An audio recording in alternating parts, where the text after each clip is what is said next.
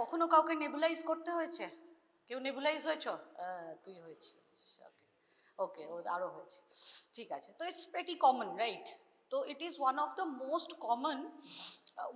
Most common reasons for visit, emergency visit, যে বাচ্চারা যাচ্ছে। And there is one thing that after COVID, there has been a significant increase in the incidence of asthma.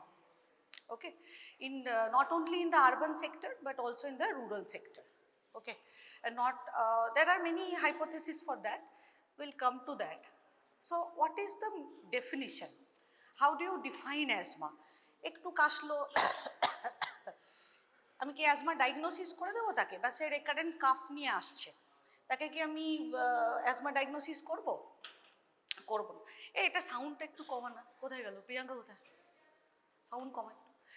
তো so there are two components in asthma, যেটা আমাদের establish হতেই হবে। It has to get establish this two components, otherwise it is not an asthma. তো সেটা কি? Chronic airway inflammation. So it's a chronic process. It's not a single event. It's a chronic process. Chronic airway inflammation and increased airway hyperresponsiveness. এটার মানেটা কি? এটার মানে হচ্ছে যে নর্মালি যে জিনিসগুলো আমার এনভায়রনমেন্টে আছে, suppose there are viruses, bacterias, dust, many things are there, but why আমার অ্যাজমা হচ্ছে তো অন্য কারোর হচ্ছে না? ঠিক আছে, তো আছে, সবাই হোলি খেলেছো, ভালো করে খেলেছো, তার মধ্যে কিছু মানুষের আবিরে হাইপার সেন্সিটিভিটি হতে পারে, কিছুর হবে না। তো তার মানে ইনক্রিজড এয়ারওয়ে হাইপার রেসপন্সিভনেস বা রেসপন্সিভনেস। তাহলে airway hyper responsiveness is a component, এক নম্বর। And why it is, and what is it leading to? It is leading to chronic airway inflammation. তাহলে এই দুটো কম্পোনেন্ট একটা আমার কাছে থাকতেই হবে। বেসিক জিনিস হচ্ছে ইনফ্লামেশন। ইনফ্লামেশন তোরা সবাই পড়েছিস, কি হয় বল? What are the like clinically কি আমরা ক্যারেক্টারিস্টিক্স পাই একটা ইনফ্লামেশনের? Now imagine all this in respect to this respiratory epithelia. সেখানে হচ্ছে, সেখানে তো আমরা কালারটা দেখতে পাচ্ছি না, আর কি দেখতে পাবো? ইডিমা হতে পারে, ইডিমা, আর কি হতে পারে? সিক্রেশনস, ইনক্রিজ সিক্রেশন হবে, তাহলে মিউকাস সিক্রেশন বেড়ে গেল। আর কি হবে? Broncho constriction, very good. হ্যাঁ, তাহলে এইগুলো হচ্ছে আমাদের বেসিক মানে একটা প্যাথোলজি। এবার how it is manifesting? It is manifesting as recurrent cough, which is dry cough, dry in nature. Wheeze, ছোট্ট বাচ্চারা আসবে দেখবি রেকারেন্ট উইজ নিয়ে আসছে, এদিকে হাসছে কিন্তু ভিতর একদম মাও বলবে সাই সাই সাই সাই করছে। So what is this Sai Sai? Sai Sai is basically with. ঠিক আছে, দেখবি বলবে সারাদিন খেলে বেড়াচ্ছে, রাতের দিকে উইজ হচ্ছে, সো রেকারেন্ট উইজার্স, রাইট? আচ্ছা, তার সঙ্গে আর কি হতে পারে? চেস্ট টাইটনেস হতে পারে। And it is the symptoms are variable. এটাও একটা খুব ইন্টারেস্টিং ব্যাপার, যে সকালবেলা উঠলো একটু চলছে, ঠিক আছে, কাশি হচ্ছে, আবার বাই আফটারনুন ইজ গুড। তারপরে আবার সন্ধ্যের দিক থেকে আবার যেই টেম্পারেচার একটু ড্রপ করলো, কি মেবি যে ডাস্ট পার্টিকেলস আছে তার একটু ডেন্সিটি বাড়লো ইয়ারে, আবার কিন্তু তার আরেকটা সিমটমস তাদের আসছে। হ্যাঁ, ওকে। And this is expiratory airflow limitation. Expiratory part হবে, inspiration not a very, like it's not a problematic thing, but during expiration there will be a airway limitation. Chalo. So there are different phenotypes. We divide asthma as they come. Like, so one is allergic asthma, which is very common.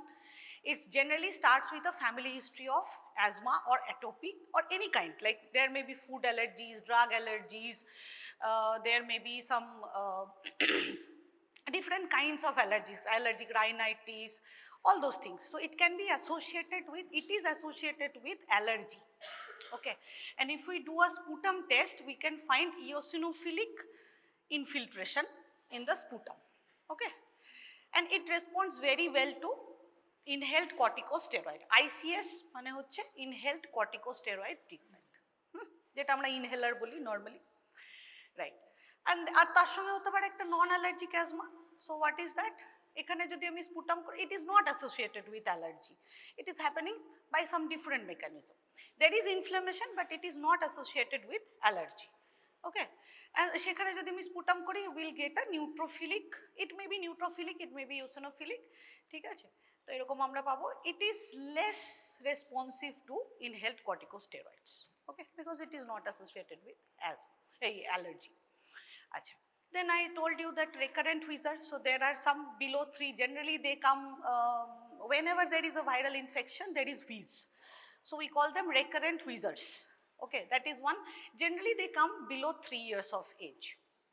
And then there is chronic asthma, which is associated with allergy. So asthma which is associated with allergy or atopy, and there is a very good family history of atopy, they are the most important type that will later go towards adulthood, and they will be persistent, কারণ তাদের অ্যালার্জিটা থেকেই যাচ্ছে, তো allergy it will persist till adulthood. আচ্ছা, then according to management pattern we divide asthma like easy to control. আমি দিলাম inhaler, দিলাম, সুন্দর সেরে গেল, easy to control. Then difficult to control, আমি ইনহেলার দিচ্ছি তাতেও not responsive, তাতেও রেসপন্ড করছে না. Then frequent exacerbators, হ্যাঁ, তার মানে আমি ইনহেলার দিচ্ছি, তারা রেসপন্ড করছে, বাট আবার একটা এক্সাজারবেশন হয়ে যাচ্ছে, হ্যাঁ. And then refractory. What is refractory? যে আমি দিয়ে যাচ্ছি বাট কোনো রকম রেসপন্স আমার করছে না. So according to management patterns we divide asthma like this. Okay, and then there is severity. So one can be intermittent, or can be, suppose someone has asthma only during the winter period, huh? So his time is from Diwali to Holi. Diwali শেষ হলো, সব চারিদিকে পটকা টটকা ছিল, সে কাশতে শুরু করলো, winter টাইমটা চললো তার পুরো সিজনাল, তারপর আবার হোলি পর্যন্ত এসে তারপর তার আবার শেষ, হ্যাঁ. তো 3 months মোটামুটি তাদের একটা চললো. বা it can be during rainy season, same, গ্রীষ্মকালটা ভালো থাকে, ঠিক বৃষ্টি পড়তে শুরু করলো, আবার হাঁচি কাশি এসব শুরু হলো, উইজিং ফর লাইক লিটল বেবিজ উইজিং শুরু হলো, আবার তারপরে আফটার আ সার্টেন টাইম যেই বর্ষাকাল কেটে গেল আবার তারা ঠিক আছে. ইট can B seasonal, it can B intermittent and can be persistent, যাদের সারা বছর, throughout all seasons, throughout every time is there, and it is divided as mild, moderate, severe. Now according to control, again it is according to the response to the standard therapy. Okay, it is well controlled, partly controlled and uncontrolled. তো এইভাবে আমরা divide করব. লিখিস না, সব আছে বাবু, সব আছে, everything is there, you can write the points, just only that. আচ্ছা, তো এটিওপ্যাথোজেনেসিস কি হচ্ছে, অলরেডি সেড কি there are certain risk factors that I told you, that parental asthma. So if these are there, that means it will go towards a persistent asthma if these factors are there. So parental asthma, বাবা মায়েরই asthma আছে, বাচ্চার asthma persist করবে. আচ্ছা, then allergy, atopic dermatitis, any kind of allergy, it can be atopic dermatitis, allergic rhinitis, all these, ঠিক আছে, এগুলো সব অ্যাজমার ভাই, এরা এগুলো সব ভাই ভাই.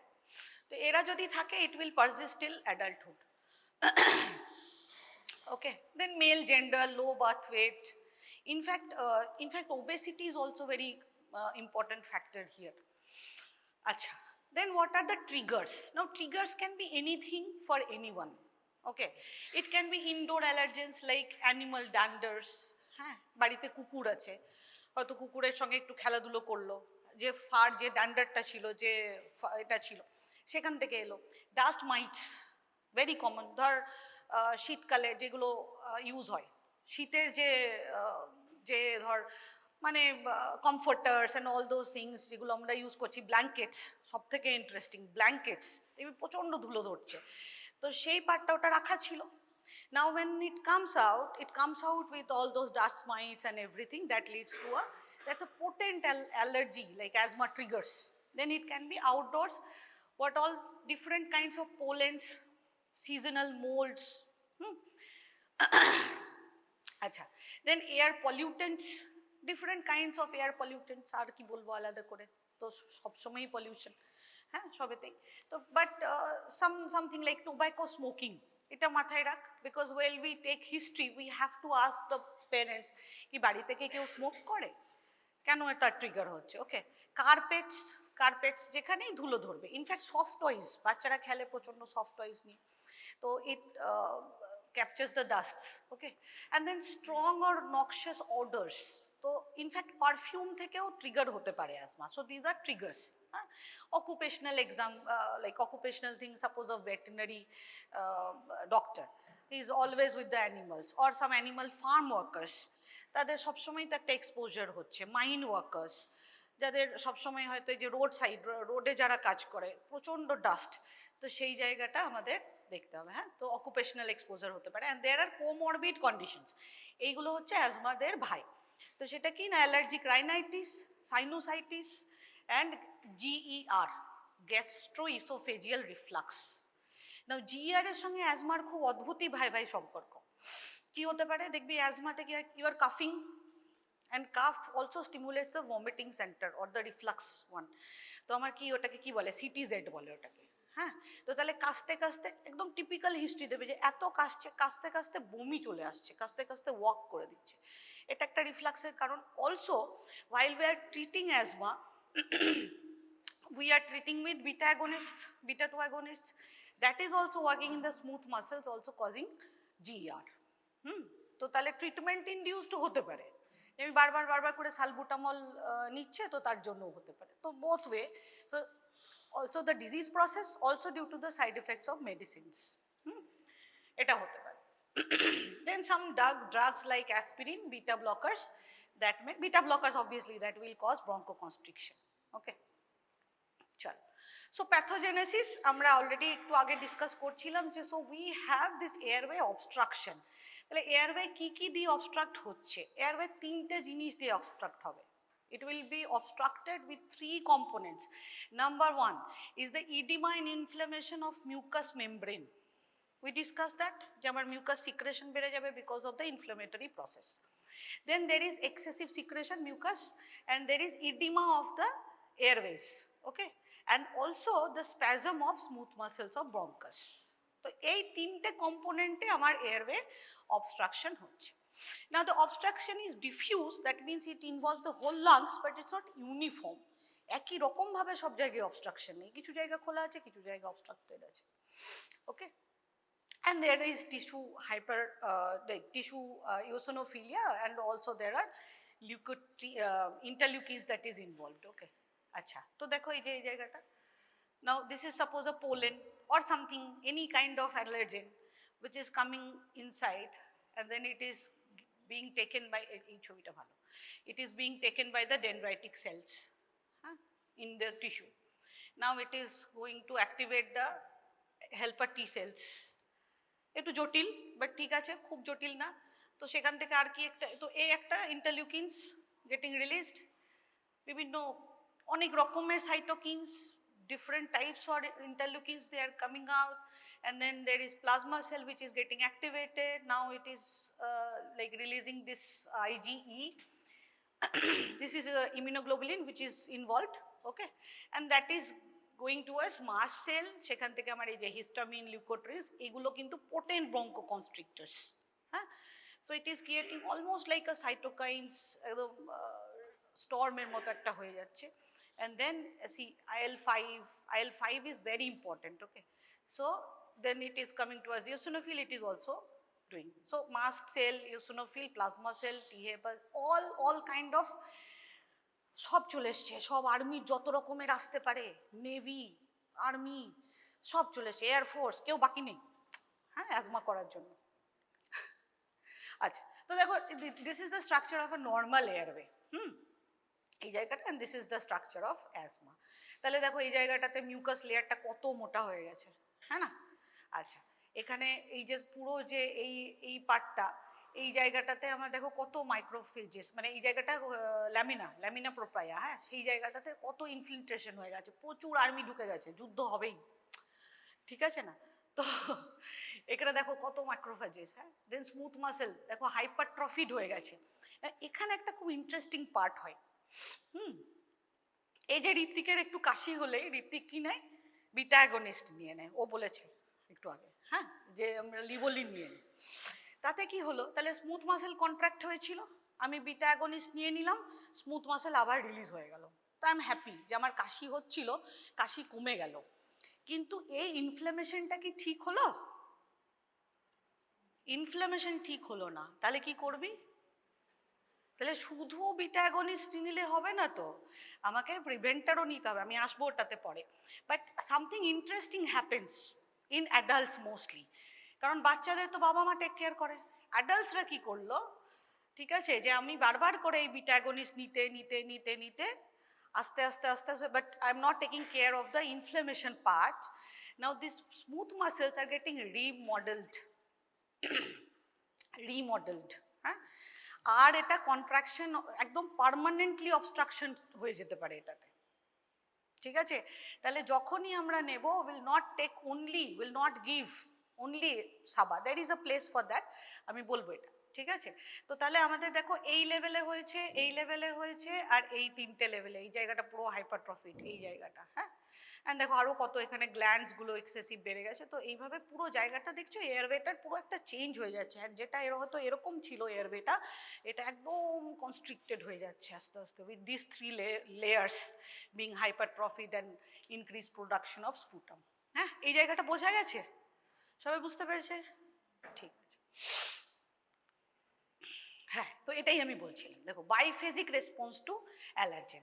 তাহলে আমি যাচ্ছিলাম, সুন্দর বোলপুর স্টেশন গেলাম আমি, হঠাৎ করে দেখলাম আরে বাপরে, ছাতিম গাছে প্রচুর ফুল। নাও ছাতিম ফুলের পোলেন ইজ আ পোটেন্ট ব্রঙ্কোকনস্ট্রিক্টর, হ্যাঁ। তাহলে আমার সঙ্গে সঙ্গে একটা কাশি এলো, সঙ্গে সঙ্গে একটা অ্যালার্জি অ্যাক্টিভেট হলো, কত মিনিটে? বাই 10 মিনিটস, ঠিক আছে। তাহলে 10 মিনিট আমি কি করলাম, এই যে দেখো আমি this phase is inhibited by beta 2 agonist, ওই গল্পটাই, হ্যাঁ।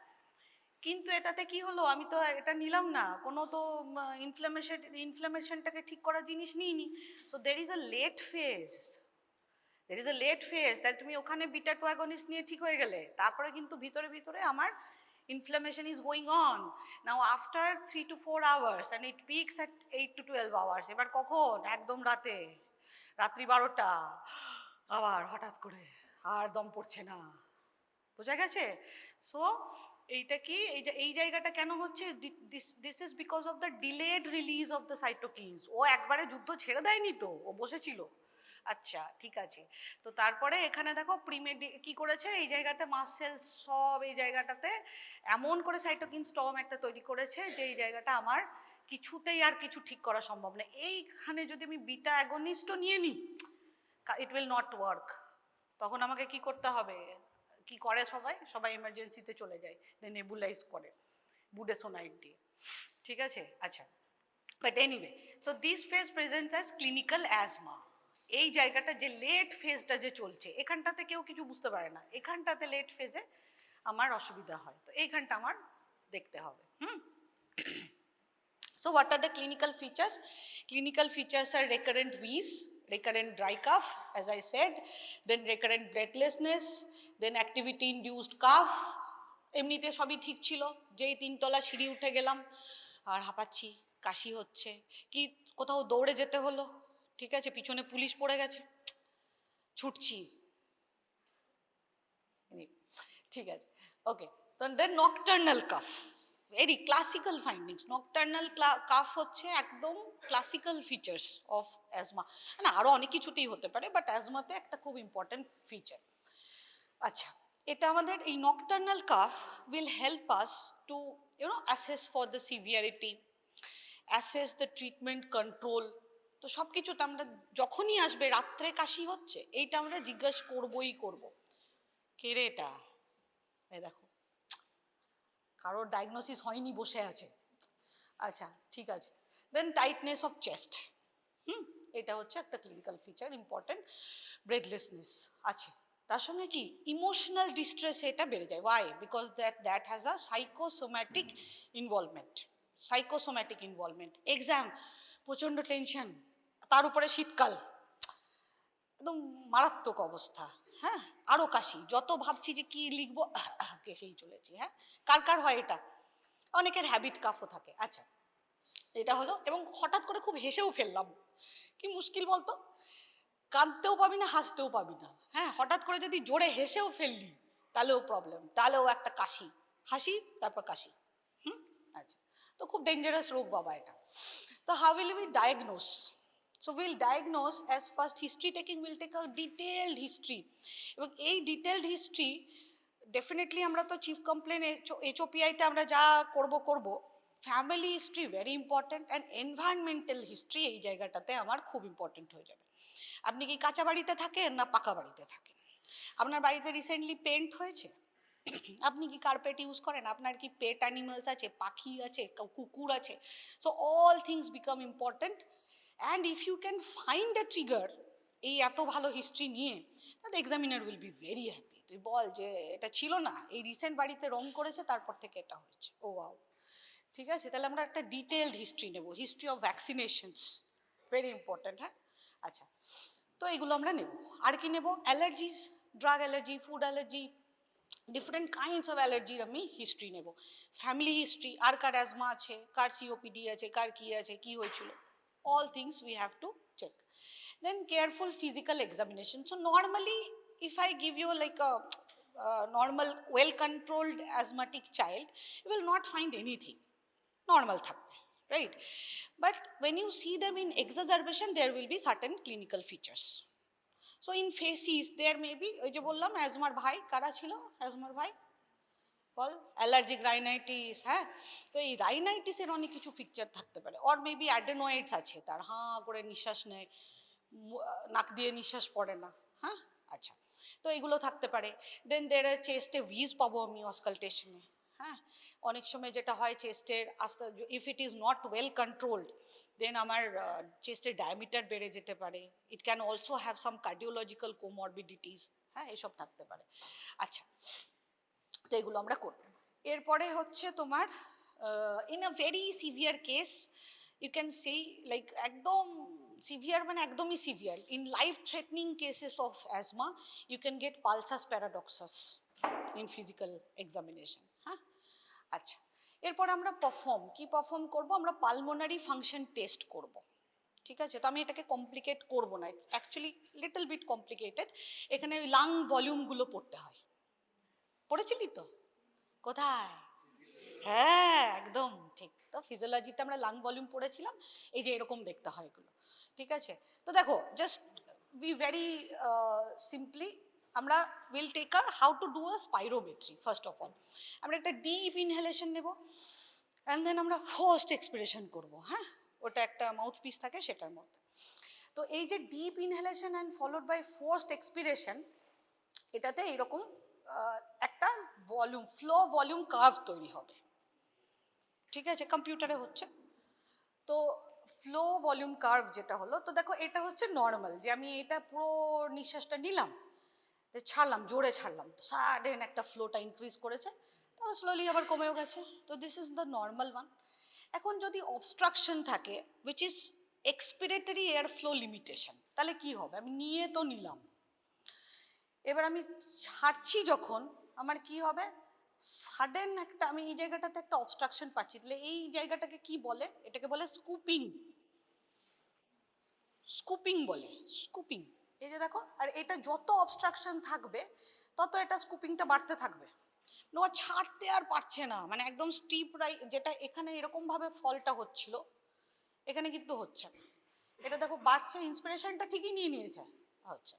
তার মানে, এবং যেহেতু ছাড়তে পারছে না, তো the volume will also be what, বেশিই থাকবে।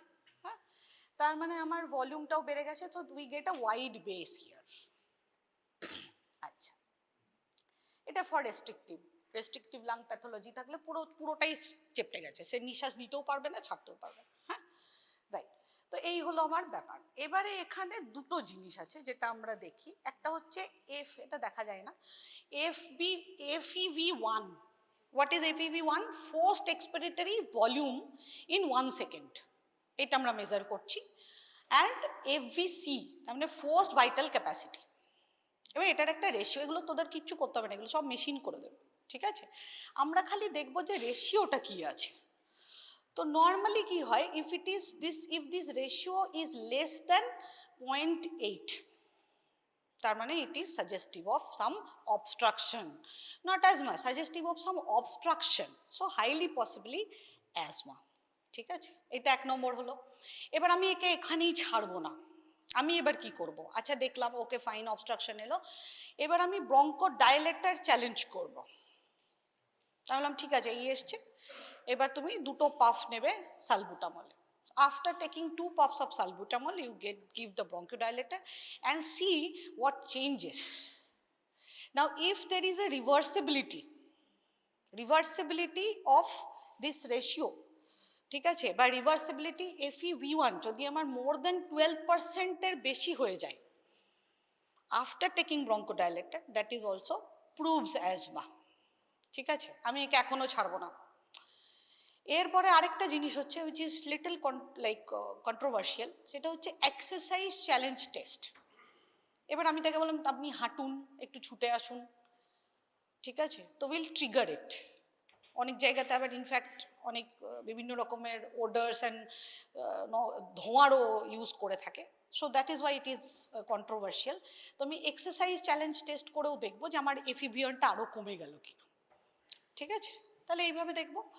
আচ্ছা, so mainly FEV1 is to FVC ratio less than 0.8 and FEV1 আমার more than 12% with bronchodilator challenge বেড়ে গেল আমার, তাহলে আমি বলবো যে ওকে অ্যাজমা হয়ে গেছে, ফাইন। এবারে আসছি ফেনো, এটা এত ডিটেলসে লাগবে না। ফেনো ইজ বেসিক্যালি, আচ্ছা এবার দেখো এই যে প্রসেসটা deep inhalation followed by forced expiration, এই যে কোঅর্ডিনেশনটা, এটা it takes 6 years to learn. তো আমি 6 years-এর আগে তো বাচ্চাদের পারবো না নিতে, but that is why this pheno comes. It is normally seen, it's a non-invasive measure of allergic or eosinophilic airway. তো eosinophilic যদি আমার অ্যালার্জি থাকে, অ্যালার্জিক জিনিসটাই এ ধরতে পারবে, সো ইটস কল ফেনো। আচ্ছা, তো সেখানে if the value is more than 20 then it is suggestive, ঠিক আছে। যেখানে আরেকটা জিনিস আছে সেটা হচ্ছে পিক ফ্লো মিটার বলে, পিক ফ্লো মিটার, সেটা কি না peak expiratory flow rate measure করে সেটাতে। তো সেটাতে কি হয় না, আমি সকালে নেব একবার, ইভিনিংয়ে নেব, তো I will take this thing and if the difference is more than 20% then it proves that it's asthma, ঠিক আছে। আচ্ছা, তাহলে এটা হয়ে গেল। এবার radiology, normally we don't do radiology like chest X-ray and CT, normally we don't do, it is not required. Asthma is generally a clinical diagnosis, হ্যাঁ, তার সঙ্গে আমি PFT অবধি করতে পারি। Normally we don't do chest X-ray, but why we do, just to rule out some other causes, just to rule out some complications, other causes like that, হ্যাঁ। আচ্ছা, city thorax similar, তো কি পেতে পারি আমরা চেস্ট এক্সরে যদি করি, so we get a hyper inflated lung fields and the flattening of diaphragm. Normally diaphragm এরকম থাকে, এরকম থাকে, এটা দেখো ফ্ল্যাট হয়ে গেছে, একদম ফ্ল্যাট, হ্যাঁ, বিকজ কি এয়ার ভর্তি আছে, তো তাও এটা নর্মাল টাইমে পাবি না, নর্মালি যখন আছে পাবি না। Generally when they come with a exacerbation you can get this kind of picture. আচ্ছা, আদার্স কি আছে, আরও অ্যালার্জি টেস্ট আছে, কিছু peripheral bloods we can do, সেখানে আমি ইওসিনোফিল বেশি পাবো, সেরাম IgE লেভেল দেখতে পারি আমি, but we have to see for specific IgE level, not the general one, not the total one. Sputum analysis we can do, সেখানে ইওসিনোফিল পাবো আর এটা পাবো। আচ্ছা, when asthma is less likely, so isolated cough with no other respiratory symptoms, শুধু কাশি, not likely asthma. আচ্ছা, chronic production of sputum, তো এটা যদি আমার এক্সপ্রে নর্মালি এরকম হয় যে এটাতে প্রচুর স্পুটাম প্রোডাকশন হচ্ছে, then generally it's not asthma because it's a dry cough what we see, ঠিক আছে। আচ্ছা, then shortness of breath associated with dizziness, lightheadedness or peripheral tingling, তো normally it looks like a cardiological thing, right, এটা থেকে হতে পারে। chest pain generally not seen, chest pain in asthma normally we have to do, in this case we have to do an X-ray because it may be associated with some pneumonia or something other complications, huh? R exercise induced dyspnea with noisy inspiration, এটাও most likely not, upper airway কিছু pathway আছে। আচ্ছা, তো what are the DDs? What are the differentials? Now the differentials are upper respiratory tract condition, আবার সেই ভাইগুলো, হ্যাঁ, allergic rhinitis, sinusitis, adenoid hypertrophy, বাচ্চারা কি করে ফরেন বডি ইন্ট্রোডিউস করে দেয় নাকের মধ্যে, খুব ভালোবাসে এটা করতে ওরা। তো সেটা আসতে পারে। Then some middle respiratory tract conditions like laryngotracheomalacia, all those things, হ্যাঁ। Vocal cord paralysis, vocal cord dysfunction, VCD, এটাও আসে। Then lower respiratory tract, bronchiolitis, pneumonia, all those things, হ্যাঁ, ব্রঙ্কোপালমোনারি ডিসপ্লেশিয়া, এসবগুলো থাকতে পারে। তো তোদের জন্য কয়েকটা জানতে হবে, হ্যাঁ, অ্যাটলিস্ট 6-7, তোদের বইয়ে সুন্দর করে দেওয়া আছে সেই 6-7, যেগুলো নেলসনের, এতগুলো ভাবতে হবে না। আচ্ছা, so what is the approach to a diagnosis of asthma? যে একটা বাচ্চা এলো with the symptoms of characteristic symptoms আসছে, wheeze, cough and all, so we'll take a detailed history and examination. Then if it is suggestive of asthma, if the child is more than 6 years, we'll perform this PFT. ঠিক আছে, আমরা pulmonary function test করে নিলাম। If it is positive, then asthma is confirmed and will start treatment of asthma, and then we follow up. So we follow up regularly, we have to continuously follow up and step up or step down of our treatment, huh? And if it is not positive, then what we do, but symptoms are very characteristic. Now say they are not able to perform PFT, তখন আমরা কি করব, will give a trial of inhaled corticosteroids. আমরা একটু trial দেব যে এটা কি হতে পারে, কিছু কি করা যেতে পারে। So we give a trial of 4 weeks and then review response. So if it is a good response, then we take him as clinically diagnosed asthma, huh? If it is the poor response, then we review the history and physical examination, যে হতে পারে we are missing something, maybe it is not asthma, হ্যাঁ, যদি রেসপন্ডই করলো না। And then আবার উপর থেকে দেখো, if the history and examination is not suggestive of, like it is suggestive of some alternative diagnosis, then will do some specific investigations, right. ধর আমরা ভাবছিলাম যে এরকম হচ্ছে, বাট আমি দেখছি হঠাৎ করে খুব স্পুটাম প্রোডাকশন হচ্ছে, they also have some GI symptoms, তার একটা একদম অয়েলি একটা স্টুল হচ্ছে। সো কি ভাববো আমরা, সিস্টিক ফাইব্রোসিস ভাববো। তো আমরা ভাবছি এখন একটা অল্টারনেটিভ ডায়াগনোসিস, ও maybe it is not asthma, ঠিক আছে। তো সেই স্পেসিফিক ইনভেস্টিগেশন, তখন আমি সিএফটি আর মিউটেশন করবো, এই করবো সেই করবো, সোয়েট ক্লোরাইড টেস্ট করবো, লাইক সিস্টিক ফাইব্রোসিস, হ্যাঁ। আচ্ছা, তো এবার অল্টারনেটিভ ডায়াগনোসিস আবার এস্টাবলিশ হলো, আমরা সেরকমই ট্রিট করবো। Now if we are not clear enough, এই জায়গাটাতেও আমার ক্লিয়ার হলো না, we can take opinion from the paediatric respiratory people, that also we can do, ঠিক আছে। তাহলে এইভাবে আমরা একটা অ্যাপ্রোচ করলাম। আচ্ছা, এবার ম্যানেজমেন্ট, আর কি টাইম হবে, চলো দেখি যতটা আছে, শুনবি তো, হ্যাঁ, মাথা ঠিক আছে, চলো তাহলে ম্যানেজমেন্ট অফ অ্যাজমা। এবার আমরা সব পড়ে নিয়েছি। ম্যানেজমেন্টের একটা গোল থাকবে। What is the goal of management? সেটা হচ্ছে the maintenance of normal lung function. Maintenance of normal lung function আমাকে রাখতে হবে, maintenance of normal physical and daily activities, ঠিক আছে। আচ্ছা, প্রিভেনশন অফ নাইট সিমটমস, এটা খুব ইম্পর্টেন্ট, যেন নাইট ওয়েকিং তার না থাকে, যে রাত্রে ঘুমাতে পারছে না, দিনের বেলা ঘুম আসছে, এটা যেন না হয়। আচ্ছা, prevention of exacerbations and then avoiding the side effects of medication. তাহলে এই এতগুলো আমার মাথাতে আছে, এই জিনিসটা বেস করে with all this goals and targets we have to manage asthma. আচ্ছা, তো তার জন্য what is the basic principles? Identification and elimination of exacerbating factors. একটা বাচ্চা আসছে, বারবার করে রেকারেন্ট হুইজ নিয়ে আসছে, আমরা তাকে নেবুলাইজ করছি, এই করছি সেই করছি, ওষুধ দিয়ে দিয়েছি, ইনহেলার দিয়ে দিয়েছি, ওখানেই কি শেষ? No, you have to be like what, you have to be curious, যে কেন হচ্ছে, এ কেন বারবার করে আসছে, একে আমি ট্রিটমেন্ট করছি তাতেও কেন আসছে। তো আমরা কি করবো, উইল বি কিউরিয়াস, বলো আর কি আছে, বলো আর বাড়িতে কি আছে। তুই দেখলি একটা বাচ্চা, আচ্ছা খেলে কোথায়, তুমি দেখলে যে বাচ্চাটা খেলছে একটা নোংরা কার্পেটের উপরে, so you have to be curious, হ্যাঁ। আচ্ছা, তাহলে এটাতে আমাকে এক্সাজারবেটিং ফ্যাক্টরসটাকে আমি সবার আগে বলবো। আমরা বলবো যে মাস্ক ইউজ করো, মোটামুটি যতটা করা পসিবল, হ্যাঁ। খুব একটা যেখানে ধুলো হচ্ছে বাড়িতে ধুলো রাখবে না, ঝুল ঝাড়লে সেটা চেষ্টা করো ওয়েট ওয়াইপ করার, ডাস্ট আমরা বের করবো না, হ্যাঁ, ডাস্টিং করবো না বাড়িতে। তো এইগুলো করে আমরা what is we are doing identification and elimination of exacerbating factors. Then pharmacotherapy, obviously drugs will give. Then monitoring and modification of treatment, which is very important. আমি একটা ওষুধ দিয়ে ছেড়ে দেবো না, আবার তাকে ডাকতে হবে, তার আমাকে কি কি দেখতে হবে, তার ড্রাগ দেখতে হবে, তার ডোজ দেখতে হবে, তার ডেলিভারি অ্যান্ড ডিভাইস, এই চারটে জিনিস আমাকে কিন্তু দেখতে হবে প্রত্যেকবার। আচ্ছা, তার সঙ্গে education of parents, very important. তোরা যারা ওপিডিতে আসিস তুই দেখবি একটা অ্যাজমার পেশেন্টকে কতক্ষণ ধরে আমরা কাউন্সেলিং করি, তারপরে এই সমস্ত দেখাও, তুমি দেখাও, হ্যাঁ, we do that.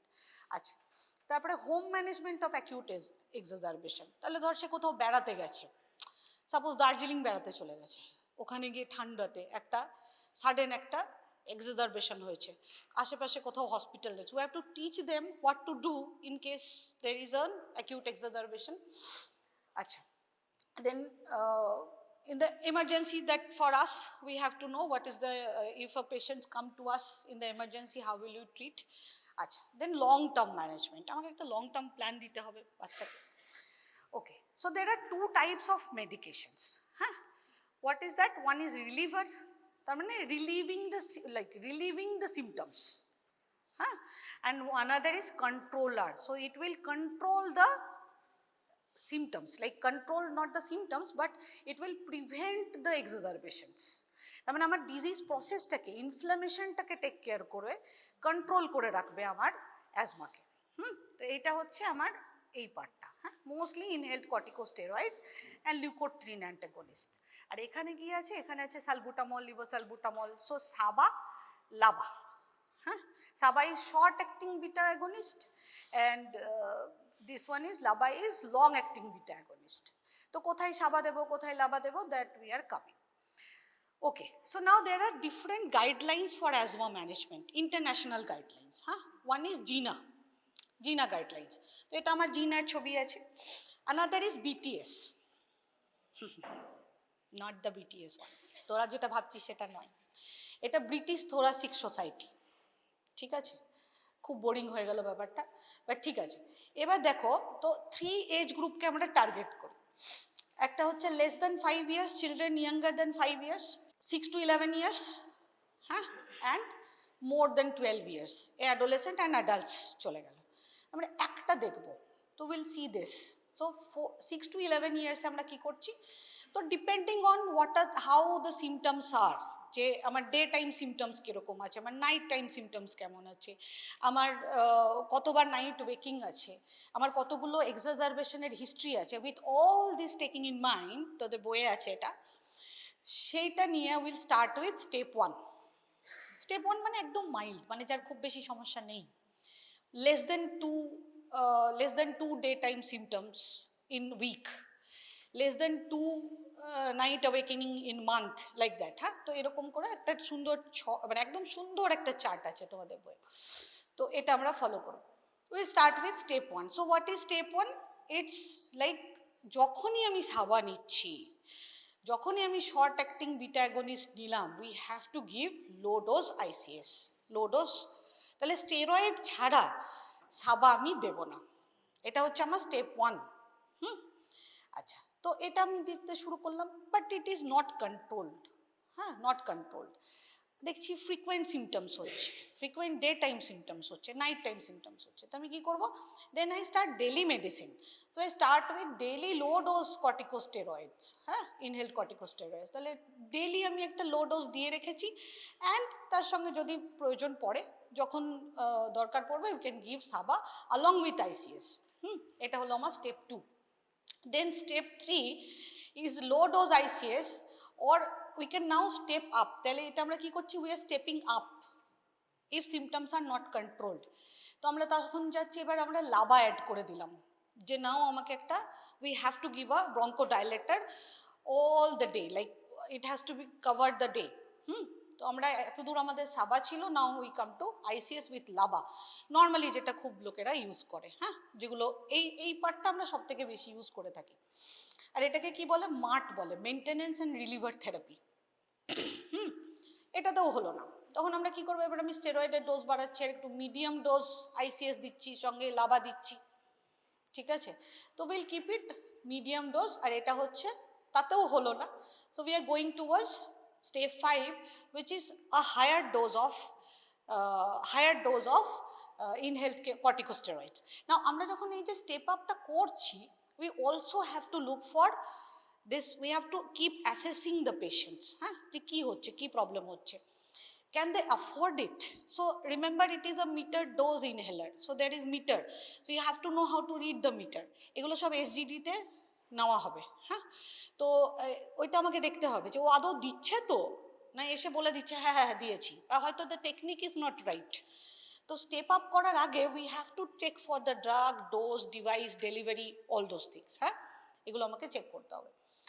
Now, if there good control, there is good control, then we can step down also.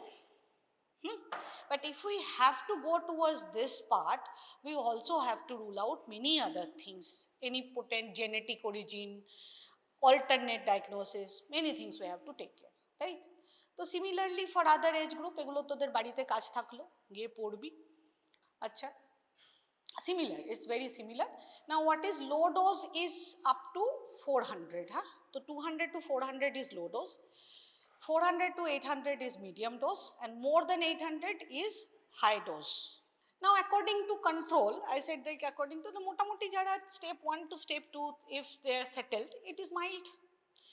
If they are requiring 3 to like step 3 or step 4, it is generally taken as moderate.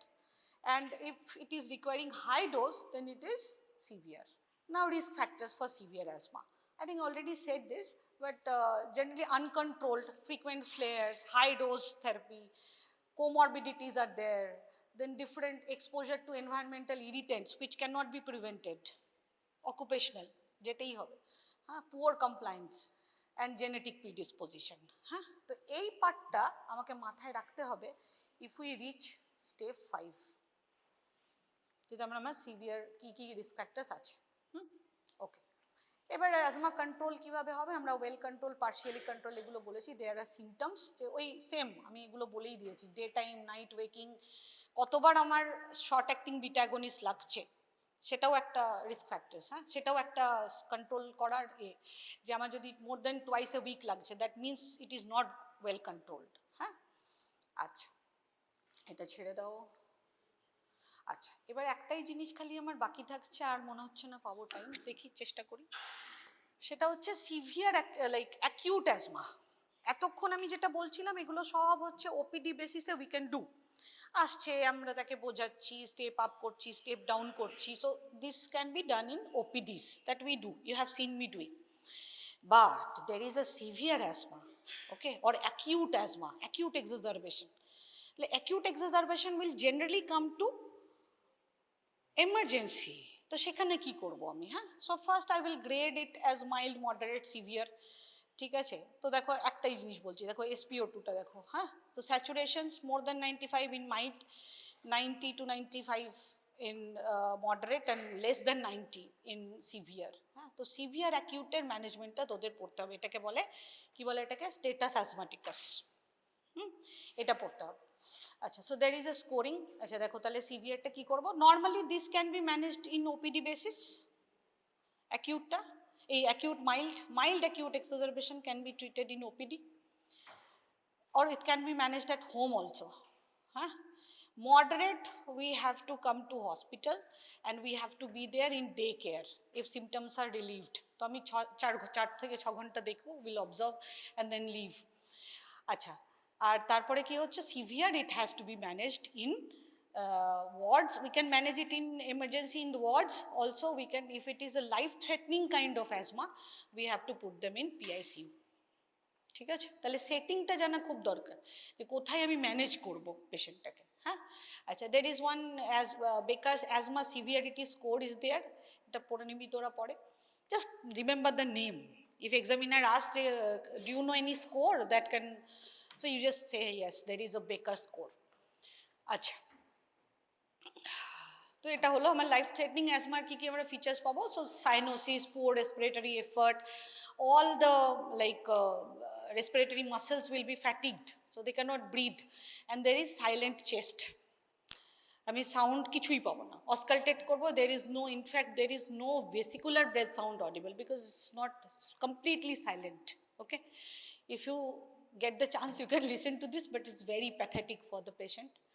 Okay, then PFR যদি তার কাছে pick flow metre থাকে তো it will be more than 30, যেটা normally আমি কত বলেছিলাম, pick flow মিটারের changes morning ইভিনিংয়ে 20%, it will be more than 30% predicted, less than 30%, আচ্ছা, আর SpO2 will be less than 90%.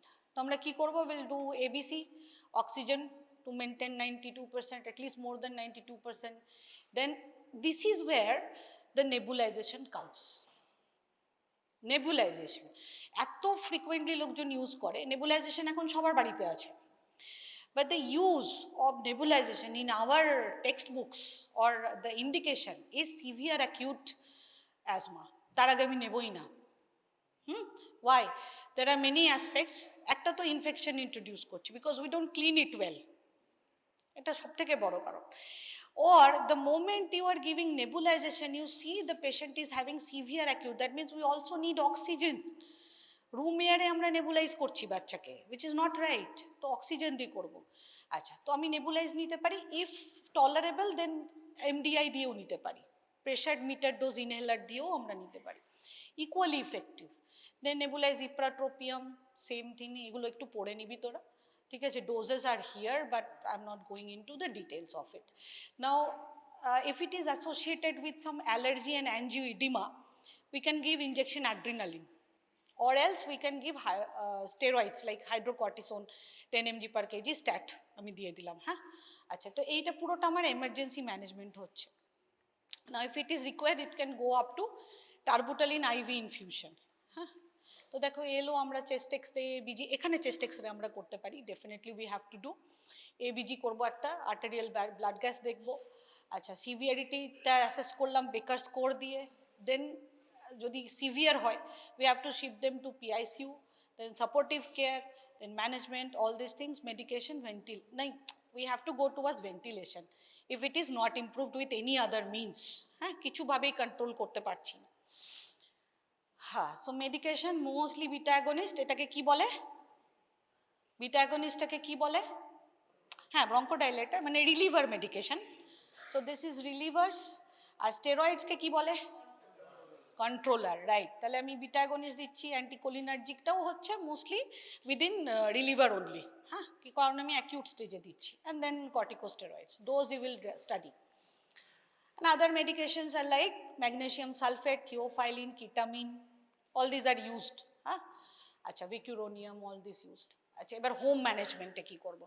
So if suppose this kid has gone to Darjeeling, ওখানে গিয়ে হয়েছে, তো বাবা মাকে কি বলবো যে রিপিটেড, লাইক এভরি, তুমি দিতে পারো like at least up to 10 puffs of MDI you can give, levosalbutamol আর ইনহেল স্টেরয়েডস দিয়ে you can give up to 10 puffs।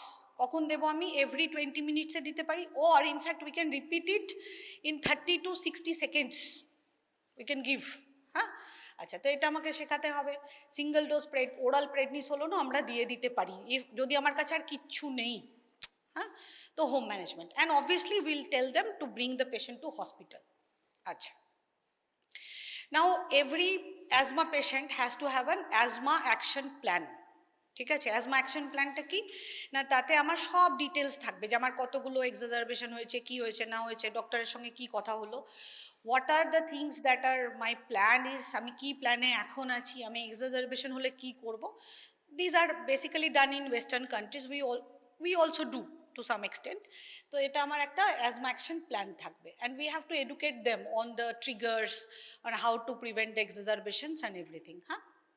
ঠিক আছে, তাহলে এটা করবো।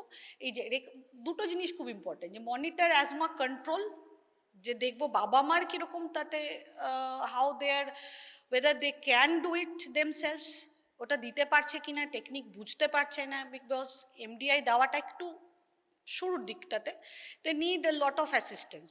তো প্রত্যেকবারই আমি বলবো সব ডিভাইস নিয়ে আসো, হ্যাঁ, আমি আবার চেক করবো, right? And seek medical help. So we also have to teach them about the danger signs. Chalo, there are some newer therapies like mostly the allergen immunotherapy and all. Vitamin D has an important role. So we have to optimize the vitamin D level. Now some biologics, they love in NEET PG. They love biologics. So এটা আমরা দেখবো যে most commonly we can use this omalizumab. Okay, some non-pharmacological measures, cessation of smoking in the family, then some lifestyle modifications, maintain a healthy weight, all those things. Okay, and this I have said. Okay, thank you. হয়ে গেছে. Any question we will take in next class.